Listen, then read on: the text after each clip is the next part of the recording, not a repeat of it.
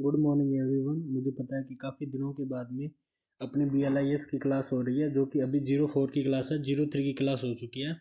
मैं बच्चों को बता देना चाहता हूँ कि बच्चों, मैं 29 दिसंबर से ही यह कोशिश कर रहा था कि आपकी BLIS 04 की AACR की क्लास डाल दूँ, क्योंकि यूट्यूब के अंदर AACR की कंप्लीट सीक्वेंस वाइज क्लास जो है वो उपलब्ध नहीं है और बच्चों को इससे काफ़ी ज़्यादा परेशानी होती है बच्चों। पर मैं 29 तारीख से लेकर सोच रहा था कि 1 तारीख के बीच में कम से कम 3 क्लासें डाल दूं और उसके बाद में आपकी आगे की क्लासें हों। लेकिन बच्चों क्या हुआ कि मुझे फीवर हो गया था बहुत ज़्यादा, और अभी 2 दिनों से जाकर होश संभाला और अभी उठकर आपकी क्लास लगाने के लिए मतलब तैयार हुआ हूँ। हो सकता है कि आज थोड़ी बहुत मेरी वॉइस डाउन हो, लेकिन इतनी भी डाउन नहीं होगी कि आपको सुनाई ना दे, क्योंकि मैं वैसे भी बहुत ज़ोर से बोलता हूँ। ठीक है, तो फीवर की वजह से अपनी क्लास डिले हो गई थी। तो हो सकता है जिन बच्चों का पेपर 1 और 2 तारीख से स्टार्ट हो गया था BLIS 04 का, तो उनकी AACR का एग्ज़ाम जो है वो हो सकता है छूट गया हो। लेकिन अभी 2 तारीख के बाद में आपके जितने भी एग्ज़ाम हैं, तो उनके लिए मैं बता देना चाहता हूँ कि अब अपनी बैक टू बैक क्लास रहने वाली है, बैक टू बैक क्लासेज रहने वाली है बच्चों। तो अब आपको कोई भी फिक्र करने की ज़रूरत नहीं है। AACR की क्लास जो है वो आपके लिए लेकर आ गया हूँ बच्चों। और AACR की क्लास स्टार्ट करने से पहले मैं बता देना चाहता हूँ कि इसके अंदर केवल और केवल कॉलम क्लासिफिकेशन के 6th एडिशन का ही यूज किया जाता है, और जिसमें AACR कार्ड जो होता है वो बनाया जाता है। इसके साइज़ के बारे में और इसके शेप के बारे में आज बताऊँगा, और हो सकता है मैं एक क्वेश्चन भी करवा दूँ जिसमें गवर्नमेंट एंट्री वगैरह के इस प्रकार के क्वेश्चन आते हैं। ये सिम्बल्स जो होते हैं वो उसमें बने हुए होते हैं। ठीक है, और किस तरीके से एंट्री होती है और कितने प्रकार की एंट्रियाँ होती है, ये सारी आज की क्लास में बताने वाला हूँ। और फिर कल से आज की क्लास से अपने क्वेश्चन आंसर स्टार्ट कर देंगे। लेकिन मैं बच्चों को बता देना चाहता हूँ, जो बच्चा ये फर्स्ट क्लास मिस कर गया ना, ये पहली क्लास, वो आगे कुछ भी नहीं कर पाएगा। मेरी आगे की क्लासें उसके लिए बिल्कुल वेस्ट ऑफ टाइम है, बहुत ही ज़्यादा वेस्ट होने वाली है, क्यों जो पहली क्लास मेरी नहीं लगा रहा है। क्योंकि मैं पहली क्लास में इतना कुछ बता दूंगा कि आगे की क्लास से ना लगाए तो भी चल जाएगा, लेकिन पहली क्लास लगानी बहुत ज़्यादा इंपॉर्टेंट है बच्चों। तो कुछ बच्चे पूछ रहे थे सर CCC होती है और AACR होती है, AACR होती है, वो सेम ही होती है क्या? कुछ बहुत सारे बच्चों का है। अभी मेरे पास जो पुरानी वीडियो है उसके ऊपर तो 1-2 कमेंट भी आए हुए हैं कि सर क्या AACR और CCC जो होती है वो दोनों की दोनों, ये दोनों जो होती है ये सेम ही होती है क्या? तो मैं उन बच्चों को बता देना चाहता हूँ, इस गलतफहमी में मत रहना। कुछ बच्चे क्या कर रहे हैं कि DLIS का बेंच लगा रहे हैं और केवल वो क्या कर रहे हैं, CCC करके जा रहे हैं। वो एग्ज़ाम के अंदर CCC करके जा तो रहे हैं, लेकिन उनके लिए मैं बता देना चाहता हूँ ये बहुत ही बड़ा डाउनफॉल है। क्योंकि इन दोनों के अंदर, AACR के अंदर और CCC के अंदर जो होता है बच्चों, बहुत ही दिन रात का फ़र्क है और बहुत ज़्यादा फ़र्क है। कि जो बच्चे सोचते हैं कि ये दोनों एक ही चीज़ है, तो ये एक चीज़ नहीं है। CCC और AACR जो है उनमें दिन रात का फ़र्क है बच्चों। तो वो फ़र्क जो है वो अभी मैं आपको बता देता हूँ। ये जो आपका फ़र्क जो है वो दूर कर देता हूँ कि कितना ज़्यादा इन दोनों में फ़र्क है। क्योंकि जो बच्चा ये सोचा है कि केवल CCC को मैं तैयार कर या CCC को समझकर DLIS 04 पास कर सकता हूँ, तो DLIS निकल गया, क्योंकि CCC DLIS में होती है, इसलिए मेरे मुंह से DLIS निकल गया। जो बच्चा सोच रहा है कि BLIS 04 में पास कर सकता हूँ केवल और केवल CCC से, तो ये बिल्कुल उसकी गलत फहमी है। ऐसा बिल्कुल नहीं होने वाला है। इन दोनों में फ़र्क को जानते हैं बच्चों सबसे पहले अपने, और फिर अपने क्लास की गहराइयों में उतर जाएंगे और आपको इतनी बेस्ट क्लास दूंगा ना कि आपकी पूरी की पूरी कन्फ्यूज़न दूर होने वाली है। आज से आपके अंदर CCC और AACR का डर जो है वो बिल्कुल ख़त्म कर दूंगा, ये मेरा प्रॉमिस है बच्चों। AACR का डर जो है वो मैं बिल्कुल ख़त्म कर दूंगा। ठीक है, तो चलो अपने स्टार्ट करते हैं अपनी क्लास। सबसे पहले जानते हैं बच्चों के CCC और AACR में क्या फ़र्क है। मैं आप दोनों को बता देना चाहता हूँ कि मैं हालांकि हर एक चीज़, नई चीज़ बताऊँगा कि कौन सा लीडिंग सेक्शन होता है, हेडिंग सेक्शन होता है, नोट सेक्शन होता है, सीरीज सेक्शन होता है। ये सारी चीज़ें तो अपने बाद में करेंगे, उससे पहले अपने इन दोनों का फ़र्क जान लेते हैं। ये आपको दिखाई दे रही है CCC और ये है AACR। CCC के अंदर मैं बच्चों को बता देना चाहता हूँ कि जब आप CCC की क्लासें लगाते हो तो आपको मैं थोड़ा जूम करके बता देता हूँ। ठीक है, CCC और AACR को जब आप CCC की क्लास लगाओगे तो उसमें बता देना चाहता हूँ, ये जो कॉल नंबर वगैरह होते हैं, ये देखो यहाँ से कॉल नंबर स्टार्ट हो गया। ठीक है, और फिर ऑथर की एंट्री होगी, फिर टाइटल की एंट्री होगी, सीरीज एंट्री होगी, वो सारी होती है। और एसोसिएशन नंबर आपको यहाँ पर दिखाई दे रहे हैं, ये होती है ट्रिपल सी आर में। ये जो आपको पहले पहले वाली जो डब्बा बॉक्स दिखाई दे रहा है ना, इसमें कितनी भी प्रकार की एंट्रियाँ बन जाए, चाहे एडिट एंट्री बन जाए, जॉइन ऑथर एंट्री मिल जाए, आइसोलेटर एंट्री बन जाए, या फिर सीरीज की एंट्री बन जाए, टाइटल की एंट्री बन जाए, किसी भी प्रकार की एंट्री होगी, ट्रिपल सी होगी, बुक इंडेक्स एंट्री होगी। ट्रिपल सी के अंदर जो जितनी भी प्रकार की एंट्रियाँ बनती है वो केवल और केवल इतने से ही बॉक्स के अंदर बनती है। यानी कि ये वाला जो आपको बॉक्स दिखाई दे रहा है, इसके अंदर इसका प्रयोग नहीं किया जाता, ये कंप्लीटली खाली रहता है। इसमें कॉल नंबर भी आप देख रहे हो जो पेंसिल से बनता है वो यहाँ से स्टार्ट हो रहा है बच्चों, दिखाई दे रहा है ना आपको। तो ये चीज़ है ट्रिपल सी। जो ट्रिपल सी करके WACR पास करना चाहता है वो तो मेरी समझ से बाहर है कि पता नहीं कैसे कर लेगा, हालांकि फेल होने के चांस जो है वो बहुत ज़्यादा है। ये फ़र्क है। इसमें देख लीजिए WACR के अंदर, WACR के अंदर इसमें देख लीजिए ये वाला बुक्स पूरा खाली है, और ऐसे ही ट्रिपल सी के अंदर एंट्री होती है। लेकिन WACR के अंदर ऐसा नहीं होता है। इस वाले बॉक्स में ही कॉल नंबर लिखना होता है। पहले बॉक्स में, ये पहला बॉक्स खाली है ना इसका, लेकिन इसमें ऐसा नहीं होता है। इसमें इस पहले बॉक्स के अंदर कॉल नंबर होता है ऊपर वाली साइड, और ट्रिपल सी के अंदर होता है ना वो यहाँ पर कॉल नंबर होता है। ये आपको पेंसिल से दिखाई देना ना, ये कॉल नंबर है। फिर एक और अंतर बता देता हूँ कि आपने कॉल नंबर तो देख लिया कि इन दोनों में अलग अलग होते ही हैं। अब 2 नंबर चीज़ आते हैं अपने एसोसिएशन नंबर पर। तो बच्चों इसके एसोसिएशन नंबर है ना यहाँ पर सेंटर में होते हैं WACR के, लेकिन ट्रिपल सी के एसोसिएशन नंबर या तो यहाँ होंगे या 1-2 लेने छोड़कर यहाँ पर होंगे, ठीक है। तो 2 नंबर फ़र्क ये हो गया। 3 नंबर फ़र्क मैं ये बता देना चाहता हूँ कि ट्रिपल सी के अंदर हेडिंग जो होती है वो इस लाइन से स्टार्ट होती है, ठीक है। ये लीडिंग सेक्शन होता है, ये हेडिंग सेक्शन जो होता है वो लीडिंग सेक्शन के जस्ट नीचे से स्टार्ट होता है, ठीक है। लेकिन WACR के अंदर हेडिंग यहीं से स्टार्ट हो जाती है, ठीक है। उसके बाद में मैं बता देना चाहता हूँ कि ट्रिपल सी के अंदर क्या होता है बच्चों कि हेडिंग हो गई, इसके अंदर क्या ऑथर की जानकारी आ गई, इसमें भी आ गई। लेकिन इसमें ये चीज़ देख लीजिए कि जहाँ पर हेडिंग हो रही है वहाँ पर केवल और केवल ट्रिपल सी में कॉल नंबर आता है, ठीक है। फिर एक और अंतर आ गया, इनकी एंट्रियों के अंदर सम टाइटल वगैरह बनाने के लिए तो यही चीज़ों का यूज किया जाता है जो कि इसमें बताया गया है, ठीक है। लेकिन इसमें इतनी सी चीज़ जो होती है वो होती है कि ट्रेसिंग इसकी अलग से बनती है ट्रिपल सी की, लेकिन WACR के अंदर ट्रेसिंग को यहाँ पर ही समाहित कर दिया जाता है, ठीक है। WACR के अंदर यहाँ पर आकर ट्रेसिंग जो है, यहाँ पर एडिट एंट्री, कितने प्रकार की एंट्री हैं, सब्जेक्ट एंट्री, एडिट एंट्री, कितनी भी एडिट एंट्री बन रही हो वो यहाँ पर ही बना दिया जाता है मेन एंट्री के अंदर। ये जो आपको सामने 2 डायग्राम दिखाई दे रहे हैं ना, ये ट्रिपल सी और WACR की मेन एंट्रीज के डायग्राम है बच्चों, ठीक है।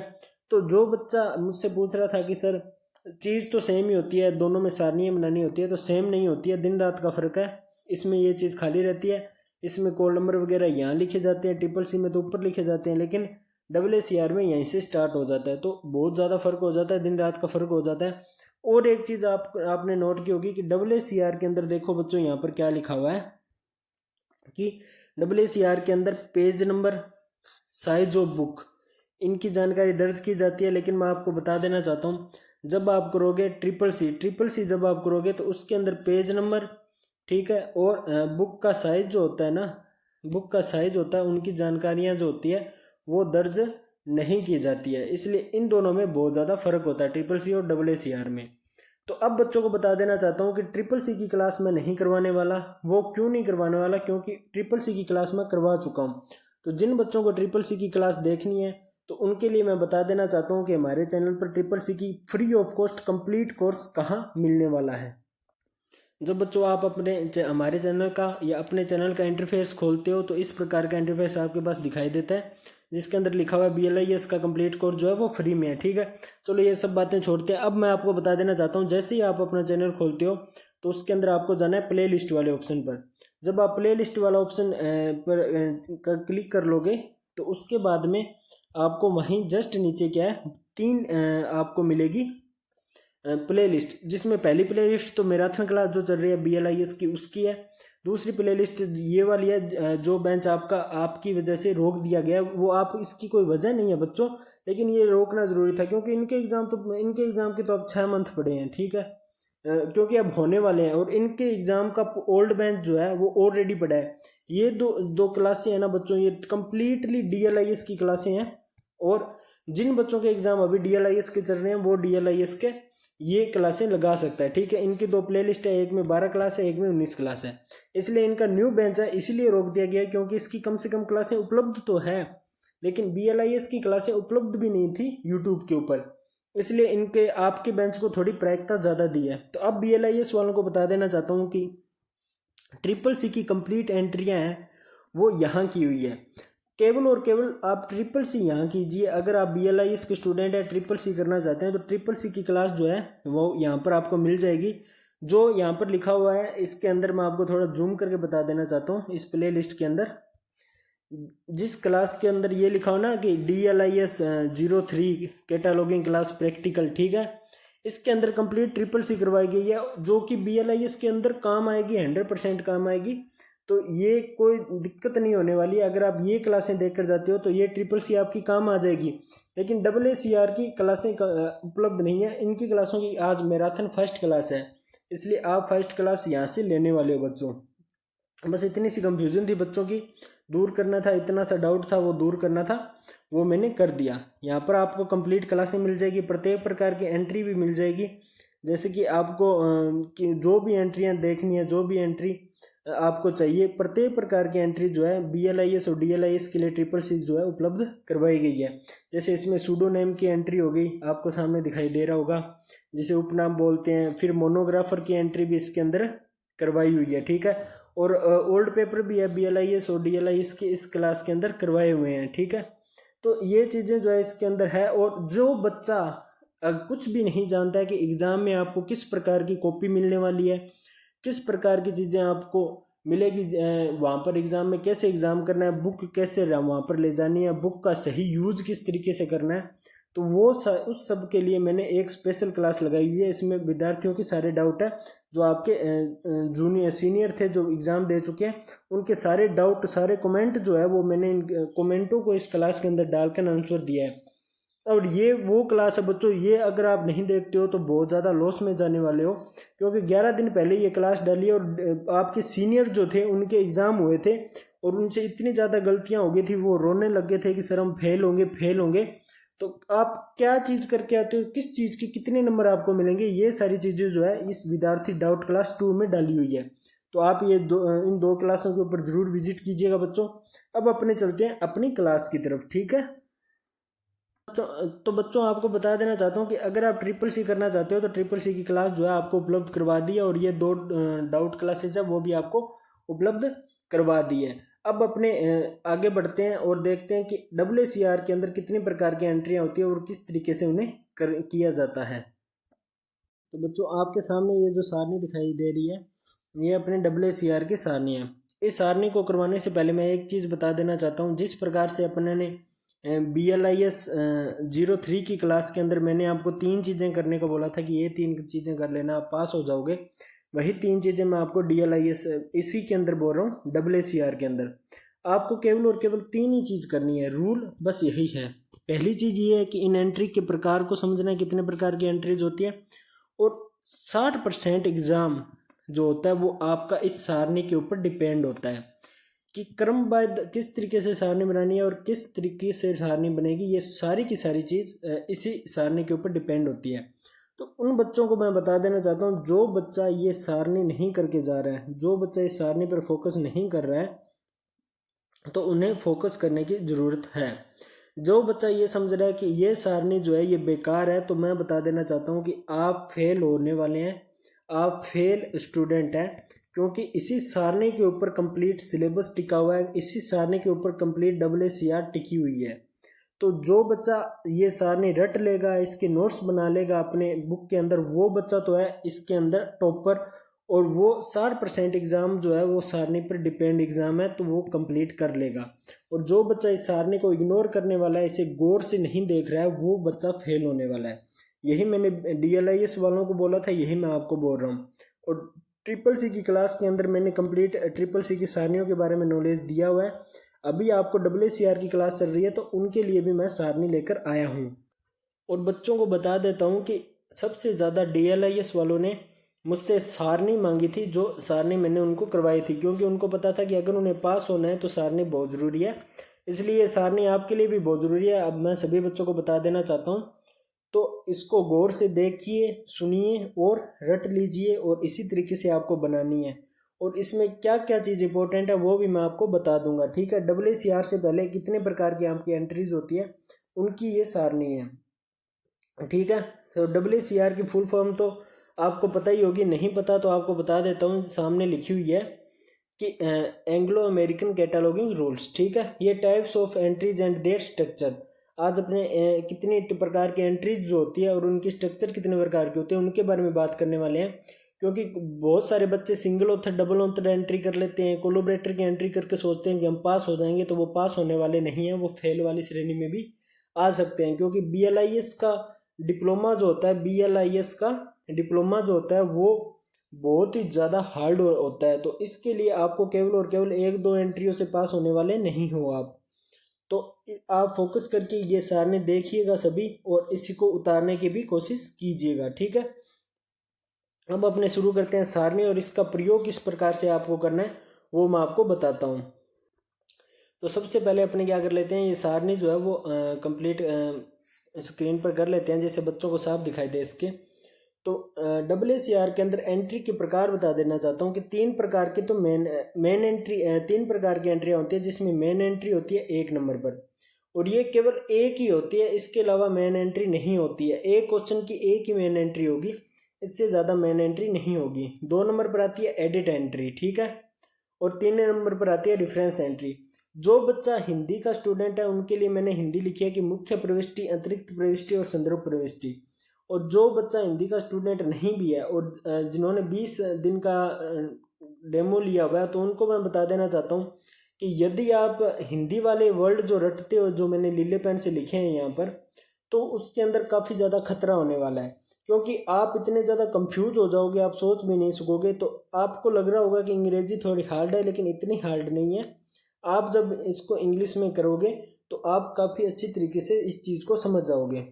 फिर भी जो बच्चा पहले दिन से हिंदी में पढ़ रहा है, तो वो उन बच्चों के लिए मैं बता देना चाहता हूँ कि कोई बात नहीं है, जिस तरीके से भी आप कंफर्टेबल हो उस तरीके से वो चीज़ें जो है आप देख लीजिए। हालांकि लगभग जब 20 दिन का डेमो दिया जाता है आपको, तो सारी चीज़ें जो होती है अंग्रेजी में ही करवाई जाती है लाइब्रेरी साइंस के अंदर, लेकिन मैं हिंदी में इसलिए लेकर आया हूँ कि कुछ यूनिवर्सिटी के अंदर हिंदी में भी बहुत सारी चीज़ें बताई जाती है।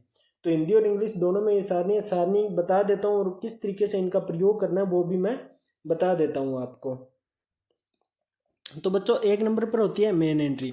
मेन एंट्री की केवल और केवल एक ही सारणी बनती है, तो इसलिए इसके कोई प्रकार नहीं है, और ना ही इसके प्रकार मैंने नीचे लिखवाए हुए हैं। 2 नंबर पर होती है आपकी WCR के अंदर एडिट एंट्री, और 3 नंबर पर होती है रेफरेंस एंट्री, ठीक है। तो इन्हें हिंदी में बोलते हैं मुख्य प्रविष्टि, और इसे बोलते हैं अतिरिक्त प्रविष्टि, और इन्हें बोलते हैं संदर्भ प्रविष्टि। अब मैं बच्चों को बता देना चाहता हूँ, यदि आपके क्वेश्चन के अंदर सब्जेक्ट और हेडिंग तो दी गई होती है, ऑथर भी दिया गया हो, कोलोबरेटर भी दिया गया हो, सीरीज भी दी गई हो, और टाइटल भी दिया गया हो, ठीक है, ये सारे किसके प्रकार है, एडिट एंट्री के प्रकार है, ठीक है। ये सारे किसके प्रकार है बच्चों, एडिट एंट्री के। इसका प्रयोग भी मैं आगे क्वेश्चन में बताता रहूँगा, ये मोस्ट इंपॉर्टेंट चीज़ है। तो जब आपको इतनी सारी चीज़ें दी गई हो, मान लीजिए आपको एक ही क्वेश्चन में ऑथर भी दे दिया, टाइटल भी दे दिया, सीरीज भी दे दी, हालांकि लगभग BLIS के अंदर तो सारा कुछ होता है। तो बच्चों मैं आपको ध्यान से बता देना चाहता हूँ, जिस तरीके से मैंने आपको बोला था ना कि पहले BLIS 03 के अंदर की मेन क्लास के बाद में PMEST का प्रयोग करना है, यानी कि इनका प्रयोग जो है वो क्रमबद्ध करना है PMEST का, ठीक है। उसी तरीके से इसके अंदर करना होता है। इसके अंदर बच्चों आपको क्या करना होता है कि इन सारणियों का प्रयोग भी क्रमबद्ध करना होता है। मान लीजिए कि कहीं जॉइन और ऑथर दिया गया है और टाइटल दिया गया है, तो आप पहले तो मेन एंट्री जो होती है वो हमेशा 1 नंबर पर बनती है। मेन एंट्री से पहले अगर आप एडिट एंट्री बना देते हो तो आपका क्वेश्चन गलत हो जाएगा। मेन एंट्री से पहले यदि आप रेफरेंस एंट्री बना देते हो तो भी आपका क्वेश्चन हो जाता है गलत। तो मेन एंट्री 1 नंबर पर बनती है, वो आगे मैं क्वेश्चनों में बना के बताऊंगा किस प्रकार से बनेगी। 2 नंबर पर एडिट एंट्री बनती है, जिसके अंदर आपको अगर जॉइन सीरीज वगैरह दी गई हो, तो यदि आप पहले सीरीज की एंट्री बना देते हैं जॉइन से पहले या जॉइन या ऑथर से पहले, तो भी आपकी एंट्री गलत है।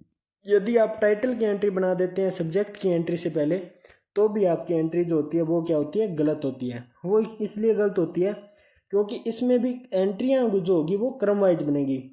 पहले आप मेन एंट्री बनाओगे, फिर एडिट एंट्री बनाओगे, ठीक है। एडिट एंट्री से पहले रेफरेंस एंट्री अगर कोई बना देता है तो भी आपका क्वेश्चन पूरी तरीके से गलत हो जाता है, ठीक है। एडिट एंट्री के अंदर भी आपको बनाना होगा सबसे पहले, अगर आपको सब्जेक्ट या हेडिंग दी गई है यानी कि विषय शीर्षक प्रविष्टि बनानी होती है, जैसे हिंदी में बोलते हैं 2 नंबर पर जॉइन और ऑथर होती है, जिसे संयुक्त या लेखक प्रविष्टि बोलते हैं, तो आपको जॉइन या ऑथर की प्रविष्टि बनानी है, ठीक है। 3 नंबर पर आपको कोलैबोरेटर की, इसी तरह 4 नंबर पर आपको टाइटल की और 5 नंबर पर आपको सीरीज की एंट्री बनानी है, ठीक है। अब इन एंट्रियों को आप आगे पीछे नहीं बना सकते हो। यदि आप जो आपको मान लीजिए लास्ट वाली एंट्री पहले बना देते हो और पहली वाली एंट्री बीच में बना देते हो और ये वाली एंट्री यहाँ पर बना देते हो तो आपका कंप्लीट क्वेश्चन गलत हो जाता है, आप क्या हो जाते हो, फेल हो जाते हो। तो इसीलिए मैंने क्रमबद्ध तरीके से आपको सारणी बनवाई है, जो इस सारणी को रट लेगा वो अच्छी तरीके से क्वेश्चन कर लेगा। अब आपको एक और चीज़ बता देना चाहता हूँ, ये मेन एंट्री एक होती है अकेली। एडिट एंट्री के भाग होते हैं, कितने भाग होते हैं, 1 2 3 4 5, और वो 5 भाग होते हैं सब्जेक्ट हेडिंग एंट्री यानी कि विषय शीर्षक प्रविष्टि, इसे हिंदी में बोलते हैं जॉइन या ऑथर एंट्री, ठीक है। संयुक्त लेखक प्रविष्टि, कोलैबोरेटर और एडिट एंट्री यानी कि सहायक प्रविष्टि, टाइटल एंट्री यानी कि शीर्षक प्रविष्टि, ग्रंथमाला यानी कि सीरीज एंट्री, ठीक है। तो ये सारी चीज़ें जो होती है वो एडिट एंट्री का भाग होता है। जब आप कोलैबोरेटर की एंट्री बनाओगे तो कोलैबोरेटर लिखने के बाद में आपको साइड के अंदर, सारणी के अंदर ब्रैकेट में क्या लिखना होता है, एडिट एंट्री लिखनी होती है, जिससे एग्जामिनर पर बहुत ज़्यादा अच्छा प्रभाव पड़ता है कि इस बच्चे को पता है कि कोलैबोरेटर जो है वो एडिट एंट्री के अंदर आता है। यदि आप सीरीज की एंट्री बनाते हो वो भी इसी के अंदर आएगा, ठीक है। एडिटर ऑफ सीरीज की एंट्री जो होती है वो एक अलग सिरे से बनती है, वो अलग चीज़ में होती है, वो CCC के अंदर है, वो किस तरीके से होती है वो भी मैं आपको बता दूंगा, ठीक है। अब आपको मैं बता देना चाहता हूँ कि एडिट एंट्री के कितने भाग हो गए, 1 2 3 4 और 5। इन 5 भागों में से कोलैबोरेटर जो होता है ना, कोलैबोरेटर के भी कितने भाग होते हैं आपको मैं बता देता हूँ। आपने वो 5 भाग देख लिए थे ना, अब उसके बाद में कोलैबोरेटर, ये तो एडिट एंट्री के भाग है, फिर कोलैबोरेटर के भाग होते हैं कितने, 1 2 3 4 और 5, ठीक है। ये आपको एक बार देखने में थोड़ा हार्ड लग रहा है, लेकिन जब आप करने लग जाओगे तो आपको ये चार्ट आपको देखने की जरूरत ही नहीं पड़ेगी, आपके दिमाग में ये एंट्रियाँ बैठ जाएगी। कोलैबोरेटर के भाग होते हैं 5, और वो कितने वो क्या उनसे होते हैं, यदि आपको क्वेश्चन में एडिटर दिया गया हो तो वो कोलैबोरेटर के अंदर बनेगा, ट्रांसलेटर दिया गया हो तो कोलैबोरेटर की एंट्री बनेगी, रिवाइजर दिया गया हो तो आपको एंट्री के ऊपर रिवाइजर लिखने की जरूरत नहीं है, केवल और केवल कोलैबोरेटर लिख लीजिए। कंपेलेयर दिया गया हो या आइसोलेटर दिया गया हो तो आपको केवल और केवल क्या है, कोलैबोरेटर लिखना ऊपर। तो ये इतनी एंट्रियाँ जो होती है वो कोलैबोरेटर के अंडर होती है।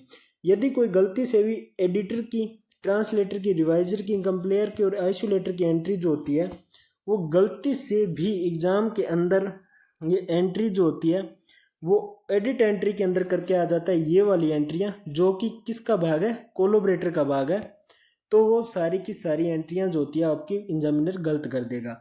इसलिए इन छोटी छोटी चीज़ों को ध्यान रखना है कि एडिटर हो गया, ट्रांसलेटर हो गया, रिवाइजर हो गया, कंपेलेयर हो गया और आइसोलेटर हो गया, ये सारे कोलैबोरेटर के भाग हैं, ठीक है। आप बच्चे आप कंफ्यूज नहीं होना है, जो पहली बार क्लास देख रहा है वो ये नहीं सोचेगा कि सर हमें क्या पता ये कोलैबोरेटर क्या होता है, ये क्या होता है, वो क्या होता है, वो सारी चीज़ें मैं आगे आपको बता दूंगा। आपको एक बार सारणी समझनी है, और लगभग बच्चों ने 20 दिन का डेमो दिया होता है, 90% बच्चों ने या 70% बच्चों ने, तो वो बच्चे इन चीज़ों को समझ रहे हैं। अब मैं आपको बता देना चाहता हूँ अपनों ने अभी जो कितनी एंट्रियों की भाग की हैं। मेन एंट्री अकेली होती है, हमेशा एक क्वेश्चन में एक ही होती है। एडिट एंट्री के 5 भाग कर लिए अपनों ने, subject heading entry, join author entry, collaborator entry, title entry और सीरीज एंट्री। फिर टाइटल एंट्री के कितने भाग कर लिए थे अपनों ने, फिर ये आगे title collaborator entry. Title entry के कोई भाग नहीं होती है, मेरे मुंह से निकल गया। फिर कोलैबोरेटर एंट्री आ गई। कोलैबोरेटर एंट्री के कितने भाग कर लिए, एडिटर, ट्रांसलेटर, रिवाइजर, कंपेलेयर और आइसोलेटर, ठीक है। इसके भी 5 भाग कर लिए। ये सारी भाग जो है वो केवल और केवल एडिट एंट्री के अंदर, कोलैबोरेटर एंट्री के, और यानी कि 2 नंबर एंट्री के अंदर जो 5 भाग थे उन 5 भाग में से एक भाग था कोलोबरेटर, उस कोलोबरेटर के भी 5 भाग हुए। ठीक है, तो यदि आपको कोलोबरेटर की एंट्री बनानी है तो वो एडिट एंट्री के अंडर में बनेगी, लेकिन वहाँ पर एडिट एंट्री नहीं लिखा जाएगा, वहाँ पर केवल और केवल कोलोबरेटर लिखा जाएगा। यानी कि जहाँ पर एडिटर और ट्रांसलेटर आ गया वहाँ पर आपको एडिट लिखने की जरूरत नहीं है, आपको केवल और केवल कोलोबरेटर लिखना है, तो आपकी एंट्री सही मानी जाएगी। ठीक है, उसके बाद में आपने देखा कि इन दोनों को तो अपनों ने कर लिया था। ठीक है, अब आपका भाग नंबर रह गया 3, वो रह गया ये क्या, रेफरेंस एंट्री, इसे बोलते हैं संदर्भ प्रविष्टि। ठीक है, तो रेफरेंस एंट्री की एंट्री जो है बच्चों, अब देखो इसकी एंट्री जो है वो मैं यहाँ बनाने वाला था, लेकिन यहाँ पर जगह नहीं थी, तो इसलिए मैंने इसकी एंट्री है वो यहाँ बना दी है। ठीक है, तो रेफरेंस एंट्री जो आपको दिखाई दे रही है उसकी एंट्री मैंने यहाँ पर बना दी है। तो अब आपको कंफ्यूज नहीं होना है, इन दोनों एंट्री के प्रकार यहाँ ख़त्म हो गए, ये इतनी चीज़ जो है वो यहाँ पर ख़त्म हो चुकी है। ठीक है, अब अपने पास जो रेफरेंस एंट्री बची थी ना ये वाली, इसकी मैंने भाग जो है वो मैंने इनके नीचे बना दिए हैं। तो ये अब इन दोनों एंट्रियों के भाग नहीं है, रेफरेंस एंट्री का भाग अलग से आ गया, इसलिए मैंने 3 नंबर लगाकर यहाँ रेफरेंस लिखा भी हुआ है। रेफरेंस एंट्री के कितने भाग होते हैं अब अपने करते हैं बच्चों, इनको थोड़ा जूम कर करवा देता हूँ कि आपको ये चीज़ जो है वो समझ आ जाए। ठीक है, अब ये आपको बता देना चाहता हूँ कि ये अभी मैं पढ़ाने वाला हूँ ना, ये 3 नंबर आपको दिखाई दे रहे हैं यहाँ पर, इस 3 नंबर रेफरेंस एंट्री के भाग को मैं पढ़ाने वाला हूँ, इसके कितने पार्ट होते हैं। ठीक है, इसको मैंने क्या कर दिया है बच्चों, इसको मैंने यहाँ से उठाकर यहाँ से घुमाकर इसके प्रकारों को यहाँ लिख दिया है। तो अब अपने इतनी सी चीज़ें जूम कर लेते हैं और इस चीज़ को क्या कर लेते हैं, स्टडी कर लेते हैं कि रेफरेंस एंट्री कितने प्रकार की होती है। इसका पहला प्रकार होता है सी रेफरेंस, यानी कि देखिए निर्देश। दूसरा आता है सी ऑल्सो, इसे भी देखिए निर्देश। ये मैं ये नहीं बोल रहा हूँ कि इसको भी देखो, इसका हिंदी मीनिंग ये होता है इसे भी, सी आल्सो यानी कि इसे भी, डिफरेंस देखिए निर्देश। ठीक है, सी आल्सो, सी का मतलब देखना, आल्सो का मतलब इसे भी। ठीक है, तो इसे भी देखिए निर्देश, इनको हिंदी में इस तरीके से बोलते हैं।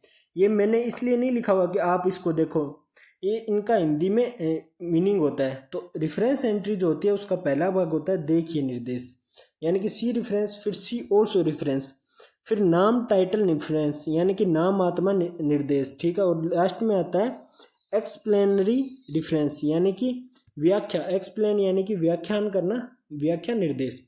यदि आपको रेफरेंस एंट्री के अंदर आपको किसी चीज़ की व्याख्या कर रहा है क्वेश्चन के अंदर, या फिर ये टाइटल नेम टाइटल दिया गया है, या फिर और अदर चीज़ जो आपको देखनी होती है वो सारी रेफरेंस एंट्री के अंदर आती है।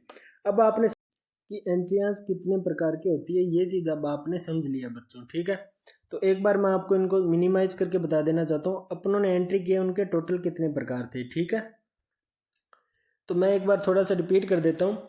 WCR की अपने एंट्री कर रहे थे, SSCR की, BLIS 04 के लिए जो एग्ज़ाम होता है उसका, उनकी एंट्रीज़ के अंदर हमने कुल 3 मेन एंट्री देखी। मेन एंट्री के अंदर मेन एंट्री जो होती है वो तो एक प्रकार की होती है, यानी कि इस एंट्री के 3 भाग देखे। पहले भाग का नाम था मेन एंट्री, दूसरे का नाम था एडिट एंट्री और तीसरे का नाम था रेफरेंस एंट्री। ठीक है, हमने देखे और अपनों ने ये तीनों के तीनों कर लिए। ठीक है, उसके बाद में एडिट एंट्री जो था उसका, अब इनके बाद में एडिट एंट्री यानी कि 2 नंबर एंट्री थी, इसके 5 भाग थे।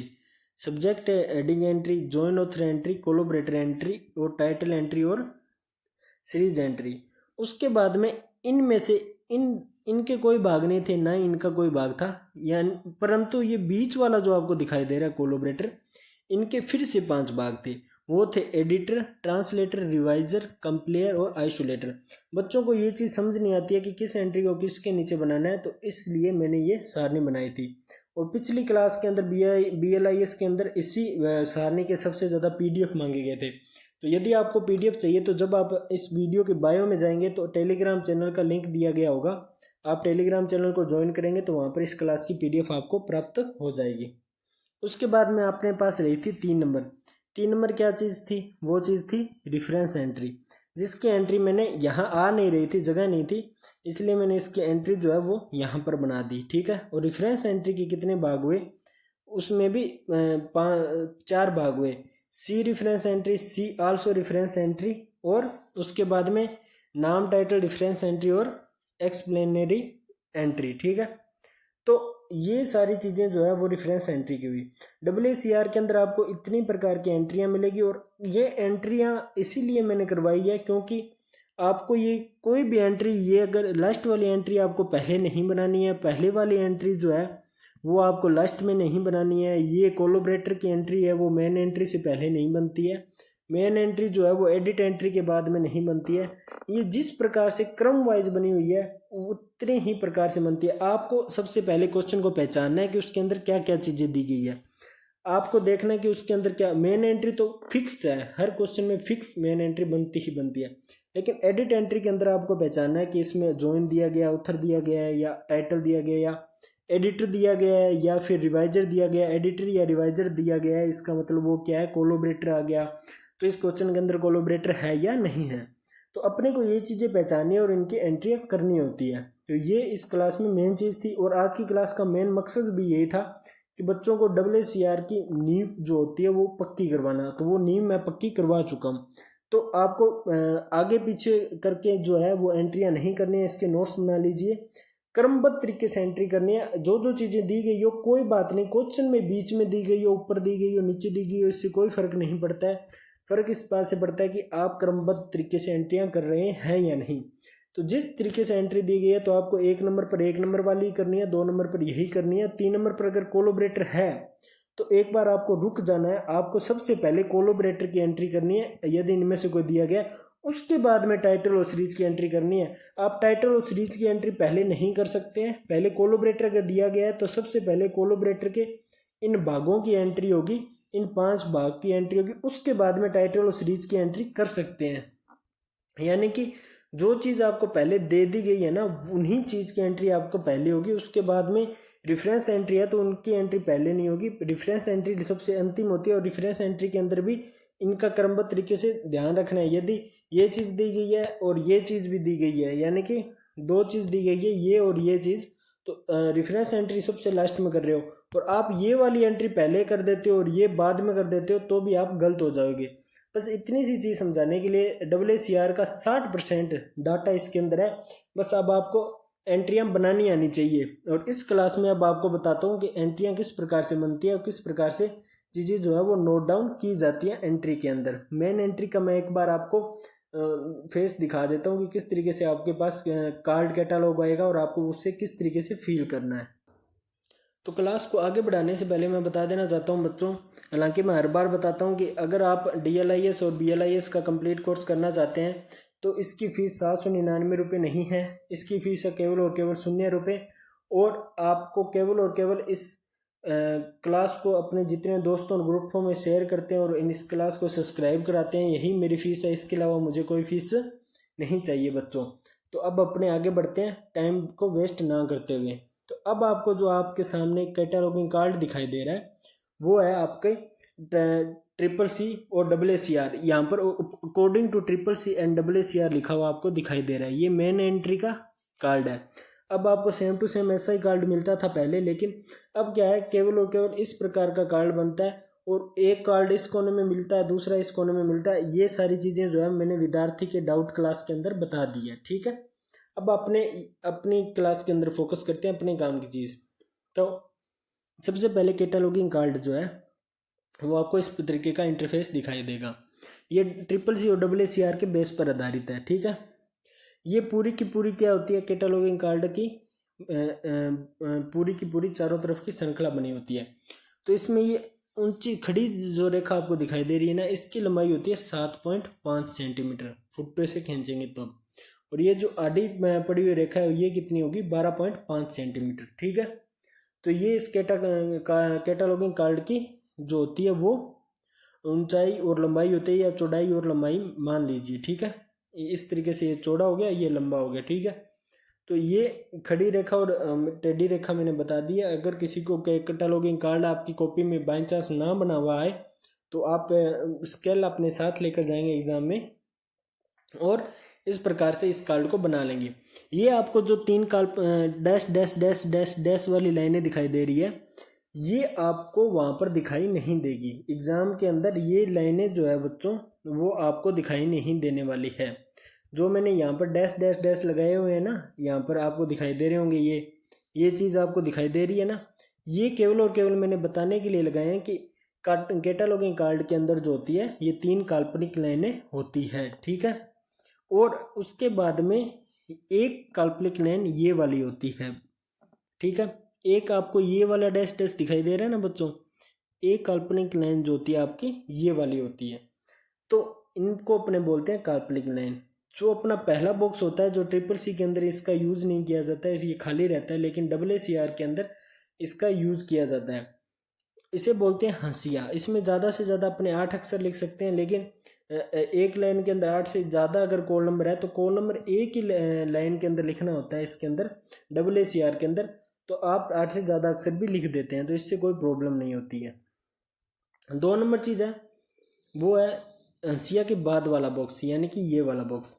इस बॉक्स के अंदर जो है केवल और केवल 4 अक्षर ही आते हैं। इसमें आप 4 अक्षर से अधिक नहीं लिख सकते, वरना सारा का सारा क्वेश्चन गलत हो जाएगा, चाहे आप CCC कर रहे हो चाहे AACR कर रहे हो, ठीक है। अब आपको ये जो दिखाई दे रहा है ना, first vertical line, second vertical line, imaginary line या वर्टिकल लाइन, ये सारी चीज़ें जो है वो ये लाइनें नहीं हैं, ये आपको दिखा, ये वाली लाइनें नहीं है, ठीक है। ये फर्स्ट वर्टिकल लाइन कौन सी है मैं आपको बताता हूँ। आपको ये पहली वाली लाइन दिखाई दे रही है ना, सबसे पहली लाइन, इसको बोलते हैं बच्चों फर्स्ट वर्टिकल लाइन। यानी कि ये वाली लाइन जो है आपको दिखाई दे रही है ना, जिस लाइन को मैं गूढ़ा कर रहा हूँ, ये वाली लाइन है आपकी फर्स्ट वर्टिकल लाइन, ठीक है। और 2 नंबर पर लाइन जो होती है वो होती है सेकंड वर्टिकल लाइन, जिसको मैं लाल रंग से गूढ़ा कर रहा हूँ। 2 नंबर वाली होती है सेकंड वर्टिकल लाइन, ठीक है। और उसके बाद में जो इमेजिनरी लाइन है, इमेजिनरी लाइन आपको दिखाई दे रही है इस लाल रंग के पास में डैश डैश वाली, जिसको मैं इस तरीके से नीले कलर से कर रहा हूँ। आपको ये थोड़ी टेढ़ी जा रही है क्योंकि क्लास लगा रहा हूँ इस वजह से। जब आप ये नीले रंग वाली आपको इमेजिनरी लाइन दिखाई दे रही है ना, जो डैश डैश वाली थी, इसको बोलते हैं इमेजिनरी थर्ड लाइन, ठीक है। और उसके बाद में आ जाती है ये सारी की सारी वर्टिकल लाइंस, ठीक है। तो ये सारी आपके कार्ड कैटालॉगिंग का एक परिचय है। बहुत सारे लोग पूछते हैं, कुछ बच्चों को पता नहीं है सर ये तो ओ है, ये ओ नहीं है भाई साहब। ये क्या होता है, कैटालॉगिंग कार्ड के अंदर एक छेद किया गया होता है, यहाँ से एक रोड डलती है या एक इस तरीके से एक धागा डलता है जो दूसरी तरीके से साइड से इस तरीके से निकला होता है। और एक कैटालॉगिंग कार्ड के पीछे 2 3 4 5 हजारों कैटालॉगिंग कार्ड लगे होते हैं जो एक धागे से बंधे होते हैं और उनको एक अलमारी के अंदर बंद किया जाता है। तो ये क्या होता है, एक छेद होता है जिसके अंदर से धागा निकलकर पीछे से बाहर निकल जाता है, ठीक है। तो ये सारी चीज़ें जो है मैंने आपको बता दी। ये इंटरफेस जो था ये मेन एंट्री का इंटरफेस था जो बच्चों आपको मैंने बता दिया है। अब अपने चलते हैं नेक्स्ट चीज़ पर। नेक्स्ट चीज़ है ये AACR के अंदर कहाँ पर किस चीज़ की एंट्री होती है उसका इंटरफेस है। तो सबसे पहले कॉल नंबर जो होता है वो हंसिया जो मैंने बोला था जहाँ पर 8 अक्षर लिखने हैं वहाँ पर कॉल नंबर की एंट्री होती है, ठीक है। ये हमेशा किससे करनी होती है, पेंसिल से करनी होती है। ये कोई भी इसमें पेन का यूज़ नहीं होता है। ये एंट्री जो होती है हमेशा पेंसिल से की जाती है, पेंसिल से की जाती है, ठीक है। उसके बाद में 2 नंबर पर जो आपका सेक्शन जो होता है वो होता है हेडिंग सेक्शन। कॉल नंबर के जस्ट आगे वाली साइड, ये मैंने बोला था ना ये फर्स्ट वर्टिकल लाइन है, फर्स्ट वर्टिकल लाइन के आगे इस बॉक्स के अंदर हेडिंग बॉक्स होता है। इसके अंदर मैंने हालांकि 4 से ज़्यादा वर्ड लिख दिए हैं, आपको 4 से ज़्यादा वर्ड नहीं लिखने हैं। आपको HEAD बस ये D इस लाइन तक आकर ख़त्म हो जाना चाहिए, इससे ज़्यादा ये D नहीं जाना चाहिए, ठीक है। फिर होता है आपका हेडिंग सेक्शन। हेडिंग सेक्शन के अंदर जस्ट नीचे जो होता है वो आपको टाइटल की एंट्री करनी होती है। अब एक चीज़ जो आपको बहुत ज़्यादा नोट डाउन करने वाली है वो बता देना चाहता हूँ। जब आप टाइटल लिख रहे हो और आपका टाइटल यहाँ पर आकर ख़त्म नहीं हो रहा है तो पता आप सेकंड लाइन जो है वो यहाँ से स्टार्ट नहीं करोगे, ठीक है। सेकंड लाइन के लिए आपको वापस अभी आप ये टाइटल जो है स्टार्ट, तो जब आप शुरू करने वाले हो यानी कि कोई भी टाइटल दिया गया हो आप जब शुरू करोगे तो ये सेकंड वर्टिकल लाइन है, मैंने अभी बताया था ना ये लाल रंग की करके, तो आप सेकंड वर्टिकल लाइन से शुरू करोगे। अगर यहाँ पर आपका टाइटल ख़त्म नहीं होता है ना तो आगे वाली लाइन जो है वो आप यहाँ से स्टार्ट करोगे फर्स्ट वर्टिकल लाइन से, ठीक है। और फिर आप फर्स्ट वर्टिकल लाइन से लिखना शुरू कर दोगे। जब आपका टाइटल ख़त्म हो जाता है तब आता है सब टाइटल। सब टाइटल को मिलाने के लिए इस तरीके का कोलन का यूज़ किया जाता है जो 2 बिंदु होते हैं। फिर सब टाइटल या ऑथर का, अगर आपको सब टाइटल नहीं दिया गया है तो भी आपको कोलन लगाकर ऑथर का नेम जो है वो मिलाना है। ठीक है, वो अपने आगे क्वेश्चन करेंगे धीरे धीरे, तो मैं एक साइड में ये चीज़ रखूँगा, एक साइड में क्वेश्चन रखूँगा, तो आपको समझ आ जाएगा। उसके बाद में जब ऑथर का नाम आ जाएगा, फिर यहाँ पर एक बिंदु लगाकर फिर एक डैश लगाना है ऊपर वाली साइड। ठीक है, हाइप भी बोलते हैं इसको। फिर क्वेश्चन के अंदर कौन सा एडिशन है, 6th एडिशन है, 7th एडिशन है या 8th एडिशन है, वो एडिशन लिखना होता है। फिर वापस से डॉट लगाकर फिर क्या करना होता है, डॉट लग गया उसके बाद में डैश लगाना होता है फिर से। ठीक है, उसके बाद में यहाँ पर अगर आपकी जानकारी खत्म हो गई है, यानी कि ये कार्ड कैटलॉग यहाँ पर खत्म हो गया और जानकारी पूरी नहीं आ रही है, तो कोई दिक्कत नहीं है, आप आगे वाली लाइन फर्स्ट वर्टिकल लाइन से फिर से शुरू कर दोगे। ठीक है, ठीक है, फिर प्लेस ऑफ लिखकर प्लेस ऑफ पब्लिकेशन लिखोगे, यानी कि ये place of publication her question में नहीं लिखना, मैं बस बता रहा हूँ। एडिशन के बाद में जो भी प्लेस दिया गया हो ना पब्लिकेशन का भी, किस किताब को कहाँ पब्लिश किया गया था, वो प्लेस लिखोगे। उसके बाद में फिर से आप कॉलन लगाओगे, एक तो आपने सब्जेक्ट और ऑथर को जोड़ने के लिए लगाया है, और एक आप फिर से कॉलन लगाओगे। और फिर क्या है, पब्लिशर जो है उसकी जानकारी दर्ज होगी, फिर आप कोमा लगाओगे, कोमा लगाकर डेट और पब्लिशन, ये सारी चीज़ें दर्ज करोगे। इन सब की जानकारी दर्ज करके एक लाइन छोड़ लेना, अगर आपकी एंट्री थोड़ी बड़ी बन रही है, या ज़्यादा से ज़्यादा 2 लाइन छोड़ लेना, या मैं चाहता हूँ कि आप एक लाइन ही छोड़ दो। फिर जो है आपके अंदर क्वेश्चन के अंदर नंबर ऑफ पेजेस, बुक के पेज की जानकारी है, उनको दर्ज करके फिर आपको क्या लगाना है, ठीक है ना, सेमी कोलन लगाना है, यानी कि एक डॉट लगाने के बाद में, ये देख लीजिए बच्चों, एक डॉट लगाने के बाद में पैरों में एक कोमा लगाई हुई है, तो आपको इसी तरीके से एक डॉट और एक कोमा लगाकर उस बुक के साइज ऑफ बुक, यानी कि बुक का साइज दिया गया हो क्वेश्चन में, तो वो लिखना है। ट्रिपल सी के अंदर जो होता है वो इनकी एंट्रियाँ नहीं आती है, लेकिन अपने क्या कर रहे हैं, अपने कर रहे हैं AACR, जो कि BLIS के अंदर काम में आता है। तो उसके अंदर आपको जब साइज ऑफ बुक देना हो, तो उससे पहले पेज नंबर लिख दिया, उसके बाद में सेमीकोलन लगा दिया, ऊपर डॉट और नीचे एक कोमा हो गई, और उसके बाद में साइज ऑफ द बुक हो गया। उसके बाद में आपको वापस से डॉट लगाना है, और यहाँ पर हाइप लगाकर सीरीज की एंट्री जो है, हमेशा कितनी भी बड़ी एंट्री, यहाँ पर तो छोटा सा आपको दिखाई दे रहा है, हालांकि सीरीज की एंट्री बहुत बड़ी होती है, यहाँ से लेकर यहाँ तक इतनी बड़ी होती है। जितनी भी बड़ी एंट्री है उसको आपको लघु ब्रैकेट के अंदर बंद करना है, जो कि मैंने इसके अंदर बंद करके बताया हुआ है। ठीक है, उसके बाद में आपको एक ISBN नंबर दिया गया होता है, वो केवल इसी तरीके से दिया गया होता है, जहाँ पर मैंने 00 लगाया वहाँ पर बहुत सारे नंबर दिए गए होते हैं, 2 4 5 7 10, तो उस तरीके से आपको नंबर लगाने हैं। ठीक है, उसके बाद में आपकी कितनी प्रकार की एंट्री बनी है, सब्जेक्ट एंट्री, एडिट एंट्री के अंदर कितने चीज़ें दी गई है, एडिटर दिया गया है, क्या चीज़ दिया गया है, कोलोबरेटर दिया गया है, सीरीज दी गई है, टाइटल दिया गया है, ये सारी एंट्री, जो पहली एडिट एंट्री किसकी बनाई है, सेकंड एडिट एंट्री किसकी बनाई है, यानी कि जब आप श्रृंखला प्रक्रिया खोलोगे, तो वो श्रृंखला प्रक्रिया खोलने पर आपको हर चीज़ पता चल जाएगी, तो उनकी जानकारी यहाँ पर दर्ज की जाती है। मान लीजिए कि आपकी कंप्लीट जानकारी इसके अंदर नहीं आई है, ठीक है, तो आपको क्या करना होता है, यहाँ पर एक लाइन लिखनी होती है, टू बी कंटिन्यू। ठीक है, मैं स्पेलिंग नहीं लिख रहा हूँ, सीधा लिख रहा हूँ ANUE, कंटिन्यू। ठीक है, टू बी कंटिन्यू लगाकर आपको बाकी की बची हुई जानकारी सेम ऐसा कैसा एक कैटलॉग कार्ड में आपको मिलेगा, उसके अंदर दर्ज करना स्टार्ट कर देनी है। ठीक है, फिर आता है आपके, और अगर एक कार्ड के अंदर ना आए तो, या फिर आप हिंदी में भी लिख सकते हो कि बची हुई मेन एंट्री की जानकारी, यानी कि मेन एंट्री की जानकारी। ठीक है, फिर ऐसा लिखकर यहाँ पर आप दूसरे कार्ड कैटलॉग के अंदर आप दोबारा से एंट्री शुरू कर सकते हो। ठीक है, जब आप दोबारा से एंट्री शुरू कर दोगे तो आपकी ये मेन एंट्री के अंदर माना जाएगा। ठीक है, और बाद में आपकी मेन एंट्री बनकर तैयार हो चुकी है। ये इस तरीके से AACR की एंट्रियां करनी होती है। हालांकि मैं बच्चों को बता देना चाहता हूँ, ये जो मैंने इतनी चीज़ लिखी है, ज़रूरी नहीं है कि हर क्वेश्चन के अंदर सब्जेक्ट और ऑथर भी दिया गया हो, पब्लिशर भी दिया गया हो, साइज, ये सारी चीज़ें दी गई हो, ये नहीं दिया गया हो, लेकिन इन चीज़ों को अगर दे दिया गया हो तो उनसे पहले ये जो इम्पोर्टेंट चीज़ें होती है वो होती है ये निशान, ये कौन कौन से निशान किस से पहले लगेंगे, ये चीज़ आपको रटनी है।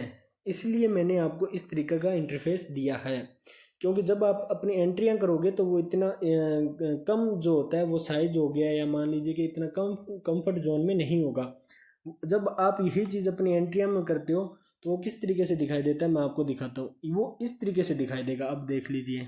अब वही चीज़ मैंने कंप्यूटर से बनाई थी और वही चीज़ मैं यहाँ पर बना रहा हूँ। तो ये देखो कहाँ पर ये चीज़ें देख लीजिए, कितना भीड़ा भीड़ा दिखाई दे रहा है ना, ये देखो।